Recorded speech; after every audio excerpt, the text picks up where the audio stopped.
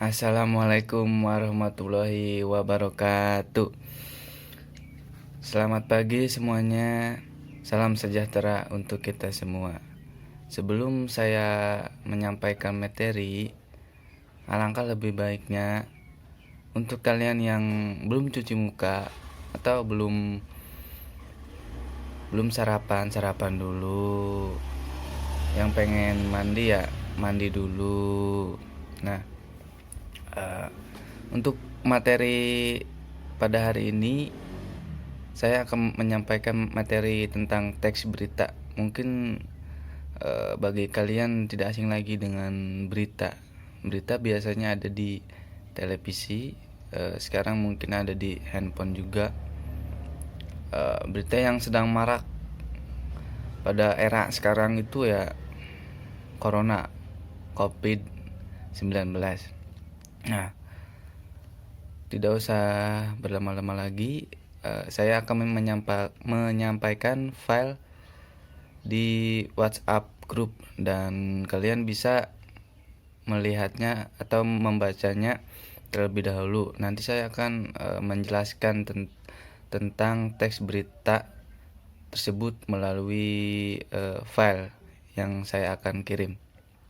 Oke, mungkin segitu. Kita lanjut di Zoom atau Google Meet ya. Oke, kita lanjut.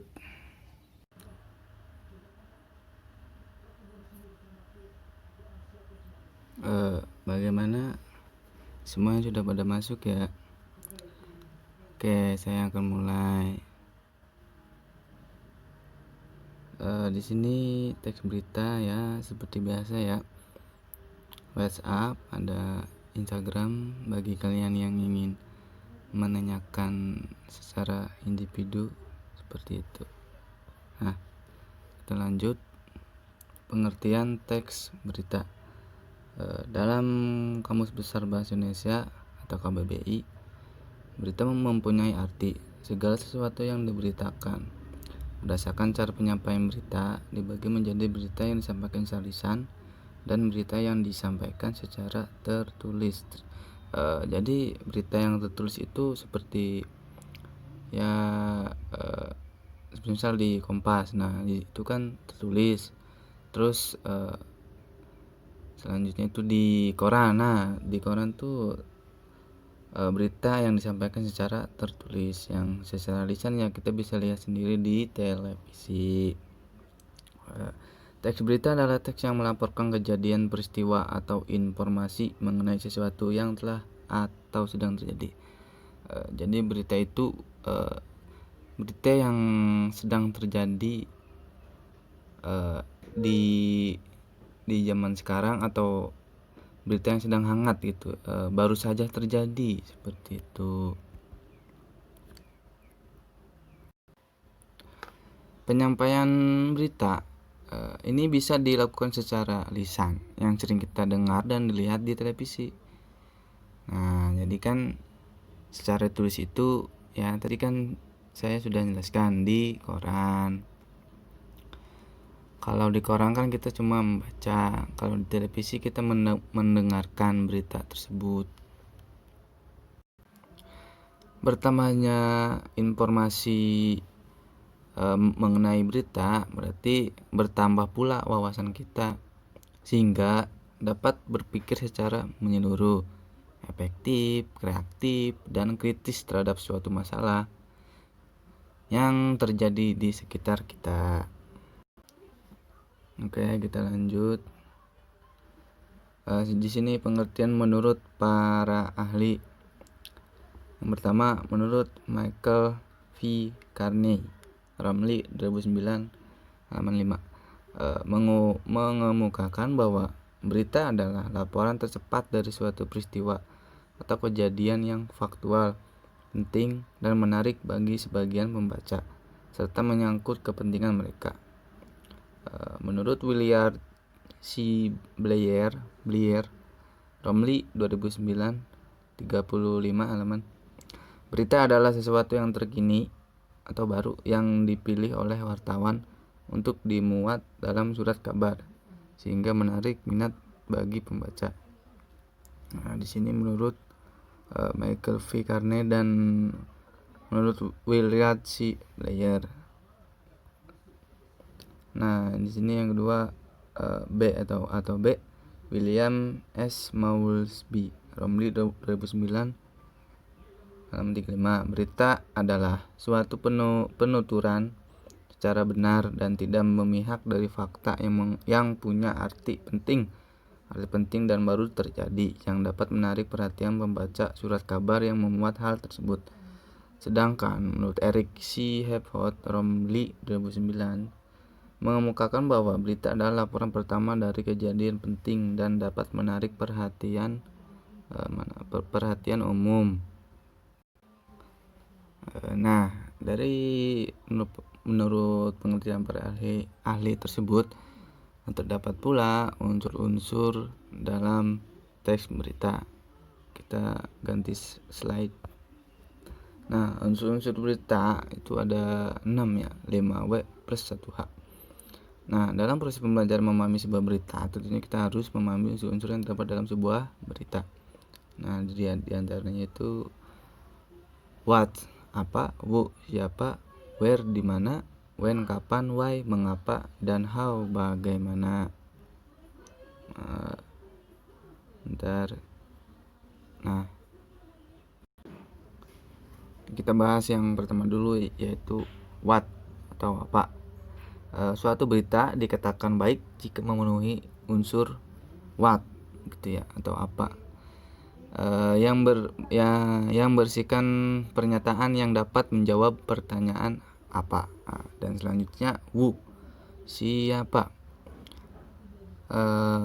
Berita dikatakan baik jika memenuhi unsur who atau siapa itu, yang disertai keterangan tentang orang-orang yang terlibat dalam peristiwa. Jadi who itu siapa? Jadi orang-orang yang terlibat dalam peristiwa tersebut siapa saja, seperti itu. Dilanjut when, kapan ya. Jadi berita tersebut kapan terjadi.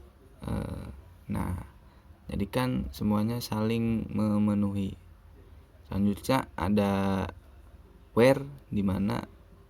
Jadi di mana peristiwa tersebut terjadi, misalkan di gedung DPR, di gedung Wonosobo, di gedung Songo, atau di mana saja gitu. Peristiwa tersebut terjadinya di mana. Nah, selanjutnya ada why. Why itu mengapa ya.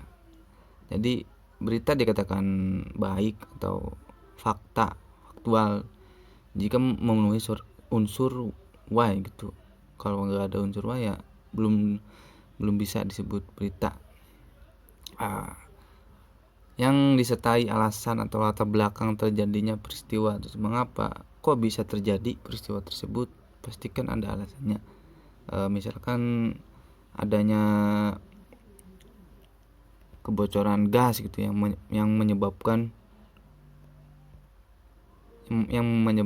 rumah tersebut terbakar, seperti itu. Dan yang terakhir ada how, bagaimana ya. Bagaimana ini dijelaskan proses kejadian suatu peristiwa dan akibat yang ditimbulkan. Jadi bagaimana peristiwa tersebut terjadi dan akibatnya apa sih yang ditimbulkan peristiwa tersebut. Nah, seperti itu. Nah, kita lanjut. Ada unsur-unsur dalam pembuatan berita. Yang pertama, unsur aktual. Unsur aktual biasanya mengandung unsur terkini ya, terbaru atau terhangat, baru saja atau sedang terjadi gitu, yang baru saja terjadi. Merupakan fakta terbaru yang ditemukan dari suatu peristiwa lama atau peristiwa yang baru saja terjadi. Nah, yang kedua, unsur faktual. Unsur faktual biasanya ini kejadian yang benar-benar merupakan suatu kenyataan gitu, benar-benar suatu fakta, bukan suatu rekayasa, hayalan, apalagi karangan. Nah, fakta dalam sebuah berita muncul dan diperoleh dari sebuah kejadian nyata yang benar-benar terjadi. Nah, yang ketiga ada unsur penting.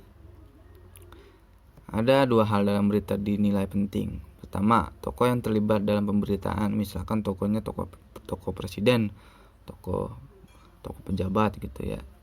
Nah, berarti kan mereka tokoh-tokoh yang penting gitu. Nah,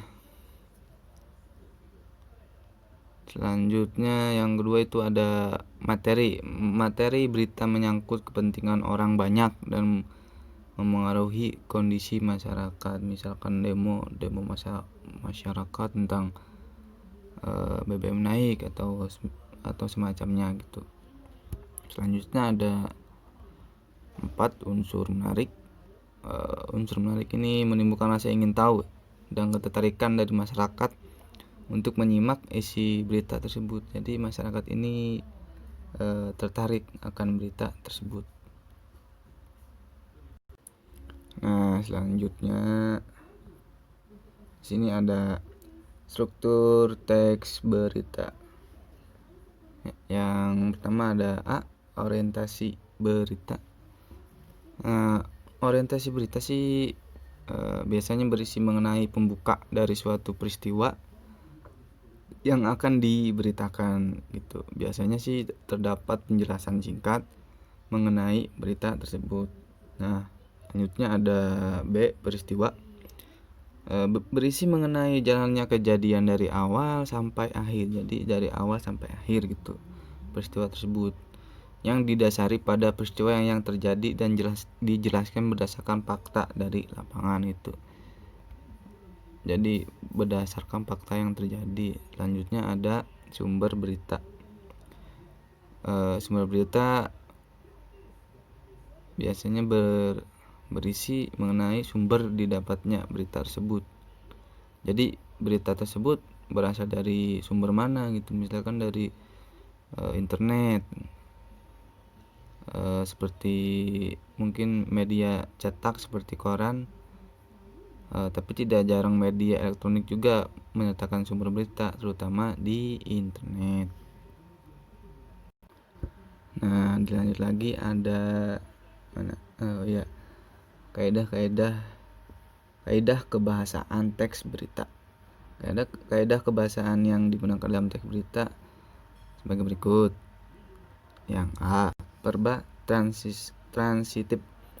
Verba transitif merupakan verba yang dapat diubah ke bentuk pasif. Yang kedua, yang ke B, verba pewarta, verba yang mengidentifikasi suatu percakapan. Yang C itu ada adverbia atau kata keterangan. Adverbia adalah kelas kata yang memberikan keterangan kepada kata yang lain. Selanjutnya ada konjungsi temporal. Konjungsi temporal ini kata hubung yang berhubungan dengan waktu. Contohnya itu kemudian, setelah, akhirnya. Nah, seperti itu. Selanjutnya ada kalimat langsung. Kalimat langsung sebuah kalimat yang merupakan hasil kutipan langsung dari pembicaraan seseorang yang sama persis seperti apa yang dikatakannya. Selanjutnya ada kalimat tidak langsung. Kalimat tidak langsung kalimat yang melaporkan atau memberitahukan perkataan orang lain dalam bentuk kalimat berita. Nah, selanjutnya ada bahasa yang digunakan. Jadi bahasa yang digunakan dalam berita itu harus baku dan sederhana, menarik, terus singkat, padat, dan lugas, komunikatif, netral, atau objektif. Nah, jadi seperti itu. Dilanjut lagi, slide berikutnya ada ciri-ciri teks berita. Yang pertama ada A, menarik. Dalam teks berita tentunya harus menarik ya. Teks berita disajikan dengan judul, terutama judul yang menarik perhatian, sehingga orang-orang akan tertarik untuk membaca teks berita tersebut gitu. Judul berita juga harus mewakili seluruh isi berita. Nah, yang kedua ada terkini atau aktual ya. Teks berita harus merupakan peristiwa yang masih hangat atau yang baru saja terjadi, sehingga masih ramai masih ramai dan masih dibicarakan oleh orang-orang seperti itu. Nah, selanjutnya dapat diterima atau faktual. Teks berita harus berisi fakta atau peristiwa nyata gitu, jangan rekayasa. Bila kejadian yang disampaikan bukan fakta, maka kejadian tersebut tidak dapat disebut sebagai berita. Nah, mungkin berita bisa disebut karangan karena tidak adanya fakta. Selanjutnya ada diterima oleh masyarakat. Jadi teks berita harus seimbang atau berimbang. Maksudnya itu teks tersebut tidak memihak siapapun gitu, sehingga berita tersebut dapat diterima oleh masyarakat luas. Nah, selanjutnya ada jelas. Maksudnya itu teks berita disampaikan secara jelas serta mendetail, sehingga pembaca berita mendapat informasi yang menyeluruh, tidak setengah-setengah gitu. Jadi jelas beritanya. Nah, selanjutnya ada kalimatnya sederhana. Kalimat dalam teks berita harus sederhana, tidak banyak basa-basi, karena teks berita bertujuan untuk menyampaikan informasi atau fakta, bukan karangan fiksi. Nah, selanjutnya ada segera disampaikan. Jadi berita disampaikan dengan segera, tidak menunggu waktu lama gitu. Misalkan ada berita kebakaran di gedung DPR, ya, biasanya itu langsung disiarkan langsung di televisi. Nah, itu kan segera disampaikan kepada orang banyak seperti itu. Karena kan jika tidak berita akan basi gitu, sudah lampau, sudah nggak layak untuk ditayangkan atau diberitahukan kepada masyarakat misalkan ya. Dan juga kurang perhatian dari masyarakat, karena kan misalkan berita tersebut udah usang atau sudah lama terjadi, seperti itu ya. Selanjutnya ini udah habis ya. Ada tugas untuk kalian semua ya yang hadir di sini. Jadi yang pertama itu tugasnya buatlah kelompok maksimal 2 orang. Jadi jangan misalkan ya satu orang juga tidak mengapa gitu kalau misal mampu. Nah, yang kedua adalah carilah berita lalu disampaikan dengan unsur teks berita. Jadi jadi kalian semua itu mencari berita yang ada di lingkungan sekitar kalian gitu. Misal berita yang hangat gitu. Jadi untuk pengumpulan tugas ini ya 1 minggu atau 2 minggu lah. Jadi kan biasanya kan kejadian atau peristiwa itu tidak bisa ditentukan gitu. Jadi kalian kan harus mencari berita yang sedang hangat, dan jangan lupa juga dalam penulisan teks berita juga harus menyertakan unsur-unsur teks berita yang telah tadi saya sampaikan, yaitu 5W plus 1H ya. Mungkin nanti kalau ada pertanyaan atau belum mengerti bisa WhatsApp saya gitu ya, secara individu gitu, biar saya juga bisa lebih dekat dengan kalian. Mungkin segitu saja yang dapat saya sampaikan kepada kalian semua yang sangat bahagia gitu ya. Oke, sekian dari saya. Apabila ada kekurangan saya mohon maaf. Wassalamualaikum warahmatullahi wabarakatuh.